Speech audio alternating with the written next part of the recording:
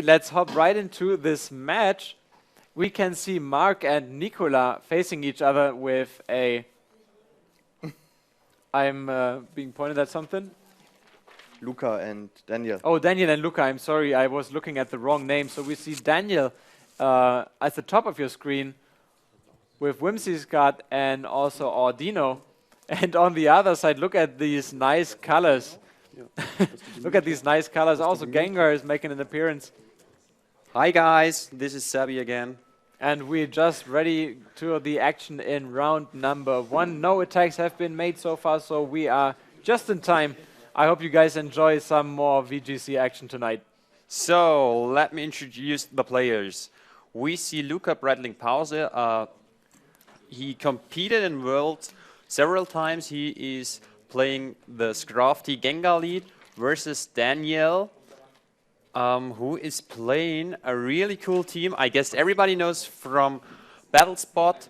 It features the Audino, it features a Slowbro, a Staraptor, a Whimsicott, a Kangaskhan, and a Chandelure. And this is a pretty set up lasty team because he tries to get a Pokémon to +6 evasion, and so that Luca can't hit him with any moves anymore. So Daniel is taking out his Whimsicott and replacing it with that Chandelure, and Audino is actually going to... Simple Beam the Chandelure. That's a nice combination going on right there, and we have Scrafty taking none of that and taking... what is that attack called in English? Knockoff. It was knockoff, and all of a sudden Chandelure is already taken down by a combination of Gengar and Scrafty. Okay, it's pretty hard set, but this is probably game because he tried to set up and it didn't work, and the team only works when the setup is successful, and Luca is probably going to win this game. Daniel sends in his Mega Slowbro. So before we call this an end to this match, let's see if Daniel is able to punch back with his Whimsicott and also his Slowbro on his side. So Scrafty was trying to use a status move, but a taunt is still on, so it's not able to. I don't see anything Daniel can do anymore because Whimsicott do not even have an attacking move. Slowbro only got 2 attacking moves. None of them is able to take out this Scrafty. So Luca will play this, and we are probably going to see a third match. So he's being called back, that Scrafty is being replaced by that Heatran. Slowbro is now a Mega Slowbro. Look at him balancing himself on that little tail it has, and Whimsicott is protecting itself. So does Gengar. And we are probably just seeing... And Slowbro is trying to aim for that Gengar, which is safe behind a Protect. We will just see Heatran and Gengar attacking the Slowbro, I guess, and just leaving Whimsicott where it is because it's just a supportive mon who is not able to attack, so it cannot make damage. And I guess Luca is just going to KO the Slowbro and take... Oh, here we go, and he uses Memento, which lowers the stat of Heatran, but that doesn't really matter that much because Luca can just switch it out again, and he takes the KO for that. And we will probably see some more rounds if he doesn't forfeit yet. Slowbro attacking with that Heat Wave. And Gengar and Heatran are just going to attack that Slowbro until he faints. And we see a 1-1 and a final match. Luca versus Daniel.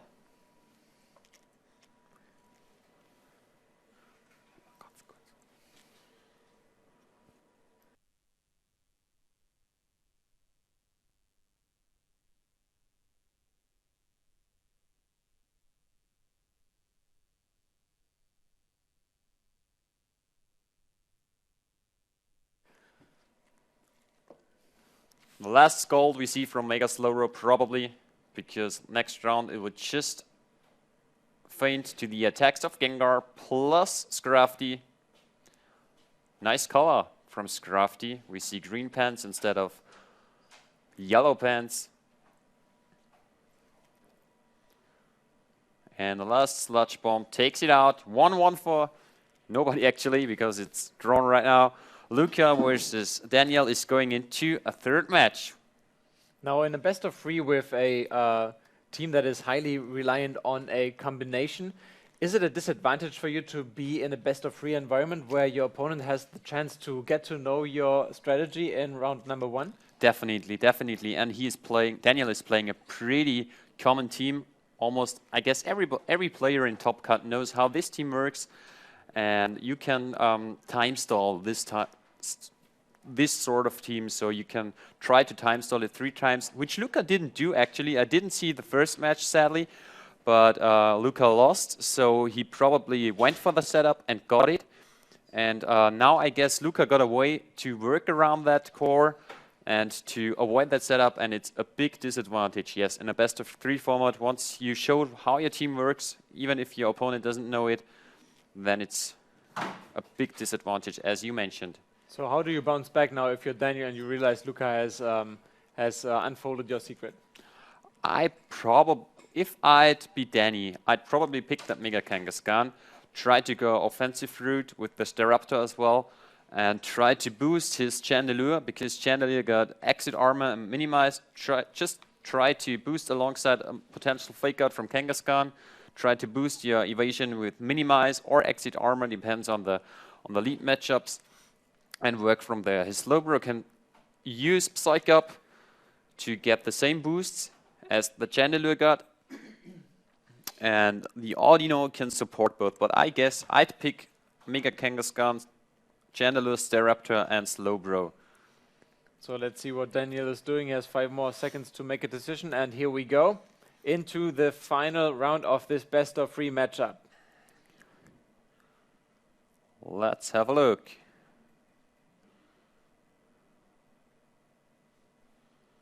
We see probably the same lead. We didn't see the lead Luca had last game, but I guess it's the same lead. It is actually, yes.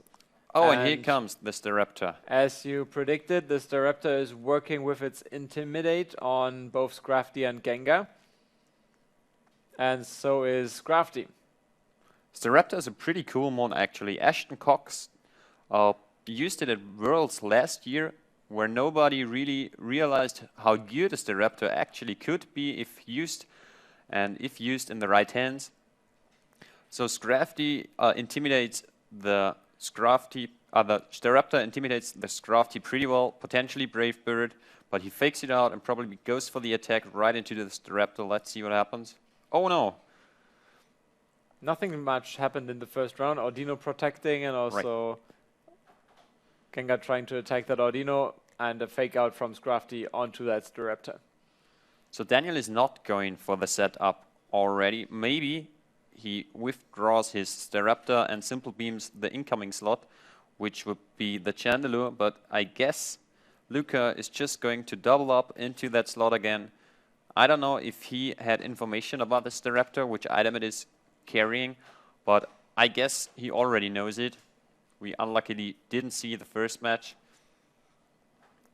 But I bet he's going to double up into that Staraptor slot, and Audino is going to simple beam that slot. So Gengar is coming back to Luca's Pokeball and is replaced by Landorus, which is also working its Intimidate on Audino and Staraptor. He tries to avoid a potential Brave Bird KO on his Scrafty. But also Scrafty is coming back, so a double switch from Luca here, bringing out his Rotom. It's a Rotom Wash, and it's a nice color. Oh, it's a red Rotom Wash. Reminds me of Rotom Heat. And he actually predicted that. Oh, that was Final Gambit. Kick code. Wow! Staraptor goes down, so does Rotom. He used Final Gambit to take out the Rotom, which is a lagged move. Final Gambit is a move that makes you faint, and the opponent gets down to the same amount of HP you got, but since Staraptor got more HP, Rotom Wash had to faint as well. And here we go again, the Trick Room got set up, which makes his Audino probably faster than the Scrafty and the Landorus, and the Slowbro is going to be faster as well. So Daniel is now taking a little bit different approach, and it's so far working out for him. It's really working out right now. Let's see what he is going to do. I'm still thinking he wants to simple beam the slot.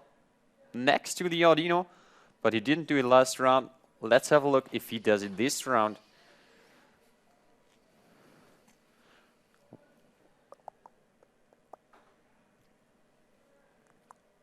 As far as I can see, Scrafty has a pretty good matchup against the team. Scrafty can potentially run taunt, it can knock off items, it intimidates the Slowbro by having super effective attacks against it. It intimidates the Audino by having super effective attacks against it. It's actually not that... Oh, and Slowbro goes back. It's being replaced by Chandelure, and maybe the combo is coming out again. No, not this time. Audino is protecting itself. And Scrafty is going for the taunt. Onto Chandelier and the U-turn. And Nenros is coming back with the U-turn. And we hear the crowd applauding outside because they think Luca already won with that one very, very, very impressive move by taunting the incoming Chandelier slot. Chandelier now can't boost, neither can Audino. Mega Slowbro can't psych up any potential boosts. Let's have a look how Daniel may try to come back in this battle, but in my eyes, Luca has a big, big, big advantage right now.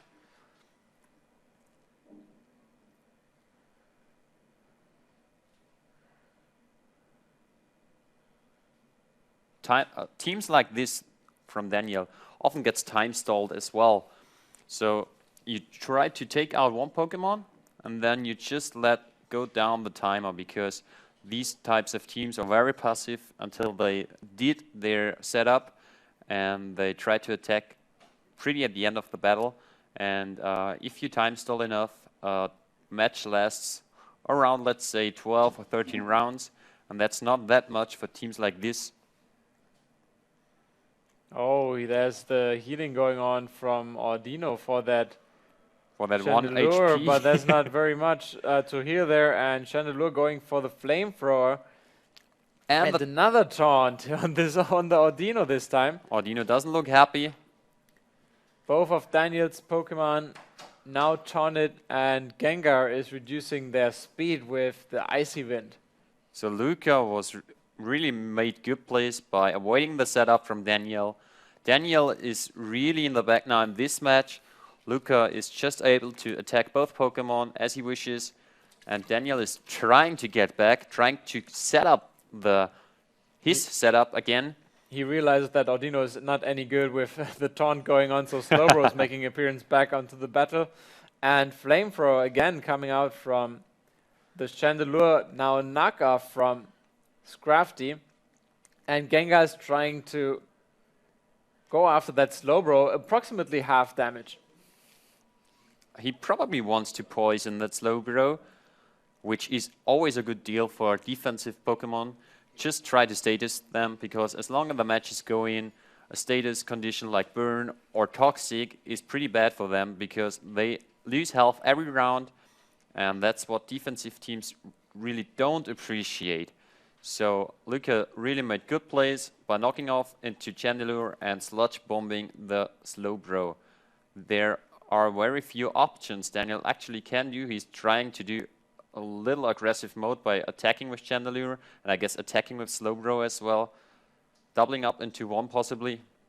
Now the score from the Mega Slowbro is still not enough to knock out Oh, that and he Scrafty. tries the setup! He tries it! Now that the taunt is gone, Chandelure can now use that minimize. And there's, I think it was a knockoff going on. Oh, the Chandelure already avoided the first attack, so the minimize worked out perfectly for it.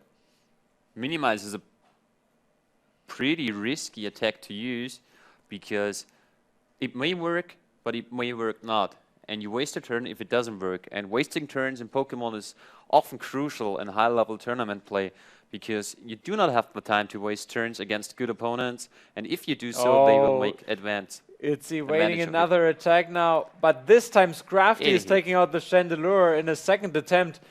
Now it's for Slowbro to do. Slack off. Ah, and here it comes. It's recovering half of its health.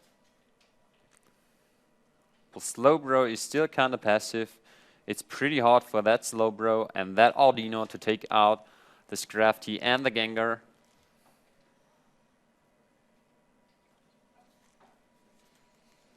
And now Audino is back into the game. It's not taunted anymore. So let's see what Audino can do to support that Slowbro. First of all, it's taking care of itself by protecting. He probably wants to shake off the taunt coming from Scrafty. And Gengar is still aiming for that Slowbro. And yeah, this is exactly what Daniel thought. There was a taunt coming from Scrafty, but Audino is protected and Slowbro took care of the last remaining HP that Scrafty had. And now Luca is only up 3-2. He sends in his Landorus. We've seen several Landoruses on the screen already, mostly with Rock Slide flinches. Here we got the nice sprites of Landorus and Gengar. And I bet Luca is trying to double up into that Slowbro to take it out. So the last 4 Pokemon are on display right now. Oh, the superpower is not quite enough to take out that Audino. It's hanging on just barely with a couple of HP. And Sludge Bomb will take care of it though. So Audino goes down. It's only Slowbro now on Daniel's side. And Luca is ahead 3-1. And slack off. He's trying to barely hang on against those 2 healthy Pokemon from Luca. So Luca is going to switch out. Oh, he can't switch out anymore because 2 Pokemon already fainted. Luca is just staying there and superpowering actually the Slowbro. I guess he's locked, as most Landers are wearing a Choice Scarf, and Gengar is just trying to Sludge Bomb it again because it takes over half HP from Slowbro. Is there any way for Daniel to get back into this game? Actually, if the Gengar doesn't wear a Focus Sash, which is one of the most used items on it, and if the Slowbro got Psyshock, which I see on my team sheet, and it one-shots the Gengar, these are quite a lot of ifs. then he is able to come back if he one-shot the Gengar and it's not wearing a Focus Sash. Landorus is locked into that superpower, and Gengar continues to use that Sludge Bomb onto that Slowbro. And now it's poisoned. Now it's pretty much game. And it's continuing to slack off, but now it won't do him any good because the poison will add up. So slacking off all the time was not that ideal of a play, because it will get poisoned after some time, and using maybe Psyshock or Scald into the Gengar slot to try to one-shot it would have been better. But now it seems like Slowbro is just going to faint to the poison damage, and Landorus is staying there and showing how strong he is by using Superpower. Now Gengar just has to continue using that Sludge Bomb, and Landorus doesn't have any other choice but attacking with that Superpower. Let's see if Slowbro has any way of fighting back here. He now has really to one-shot the Gengar, but that's pretty hard, and we have to assume it is not Focus Sashed. And the crowd is cheering outside. What happened?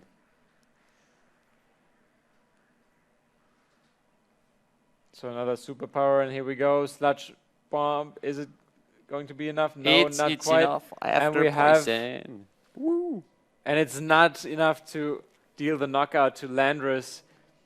The Skull is not enough, but the poison will bring down the Slowbro. So Luca is going to advance, coming back from a 0-1 and now winning against Daniel 2-1.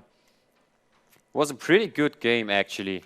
I like both players' team. Luca is using a pretty standard team. We've seen this team already on the stream.